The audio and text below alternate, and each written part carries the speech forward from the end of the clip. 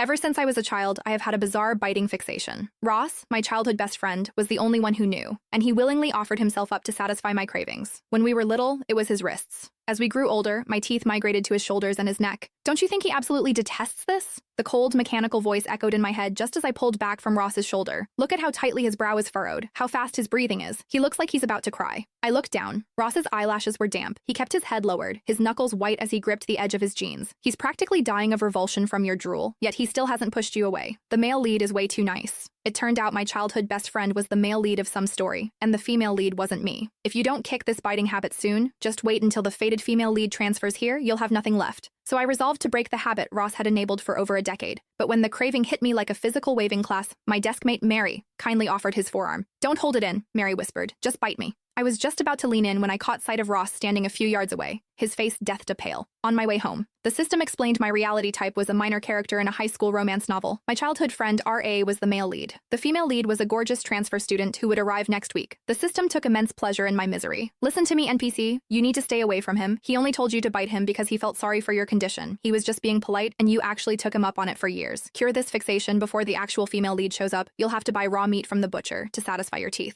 My mood had never been worse. Usually satisfying my urge left me in a state of calm. I had suffered from this compulsive biting habit since childhood, and before I could even gather the courage to tell, my parents had caught me. It happened back in preschool. He had grabbed my chubby little wrist, ready to drag me to the teacher. "Kate, which kid bit you? Tell me and I'll go beat them up." I stared at the deep red teeth marks on my arm, trying to hide behind my backpack. I did it myself. I didn't know why, but my gums were always itching. Phantom A that ran straight from my teeth to my heart. Ross stared at my arm for a long, quiet moment, then he held out his own wrist. "You bit yourself until you bled. That hurts." He looked at me with fierce determination. "Next time your teeth itch, just bite me." "Kate, I'm a boy. I'm not afraid of pain." And so he became my toy all the way from preschool to high school. The arrangement worked until one winter when Ross broke his arm playing basketball. His left arm was locked in a thick, hard cast. I tapped the plaster, looking up at him. "Does it hurt?" Instead of answering, Ross reached up and slowly unzipped his high neck pullover, exposing the pale, smooth skin of his neck. By then, he had grown tall, his shoulders broad and his jawline sharpening into something dangerously handsome. His skin was always a beautiful, cool ivory. "Kate, right here today, the high collar will hide it." My eyes widened, looking at his flushed ears. I shook my head, frantically biting your neck. "That makes me look like an actual vampire." "Absolutely not." "What about your other arm?" He cleared his throat, his gaze drifting away. "My right hand is for writing, and exams are next week." That winter, the selfless Ross sacrificed his neck. There was less flesh on his neck than his arm, but it was softer. His forearms were no longer the soft, chubby limbs of our childhood. They were recorded with lean muscle that sometimes made my teeth ache. Besides, Ross had a tiny dark mole right below his ear. Whenever I bit him there, the skin around it would flush. A deep, beautiful pink grew to love it. It was only when his mother questioned why he was wearing turtlenecks in the middle of summer that he negotiated a shift from his neck